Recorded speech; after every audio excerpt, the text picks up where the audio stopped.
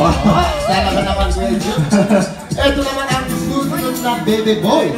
Ito, 3 months. Single din, 3 months. Pareho sila. Tapos sabi nga, ang ex raw, ginawa siyang panating butas. Ginagreak! Parang bubugyan. Totoo ba yan? Pagka natin ang istorya. Bebe Boy, number 2. Roll VTR! November 26, 2016, nung naging kami. Bali, best friend ko siya since first year high school. Dahil doon sobrang kilala ko siya. Sobrang tulos na namin sa isa't isa. Ang feeling na kala ko kami na hanggang sa dulo. Hindi ko lahat ng effort.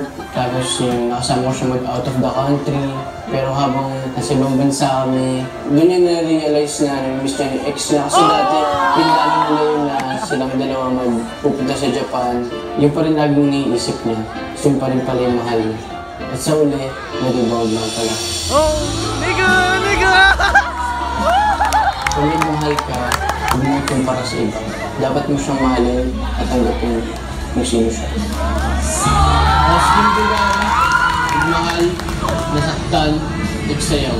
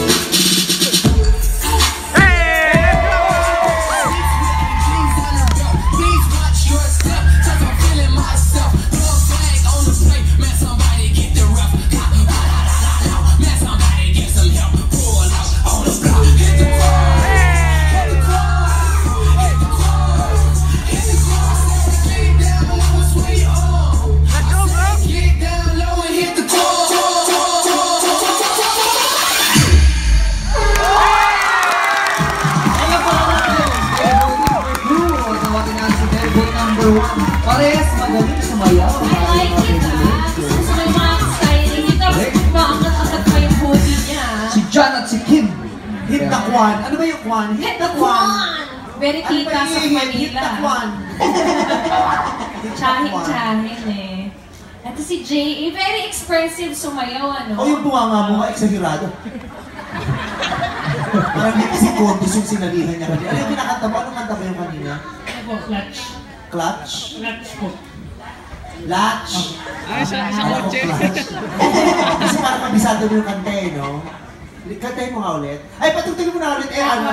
Nililipsync niya kasi tari mo bumanga.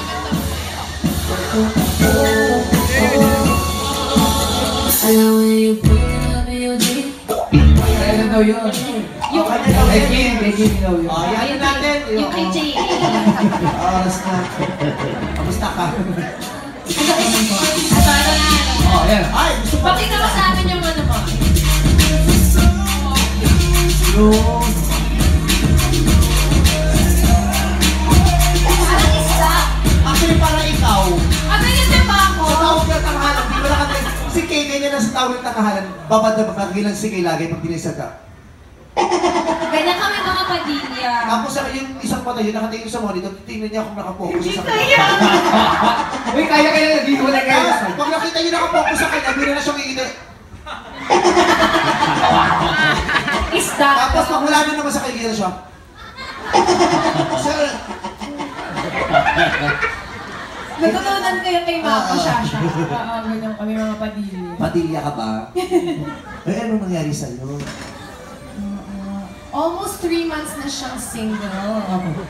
So ano nangyari nung nag-anniversary kayo? Kwento mo naman sa amin. 2 weeks po after ng anniversary namin.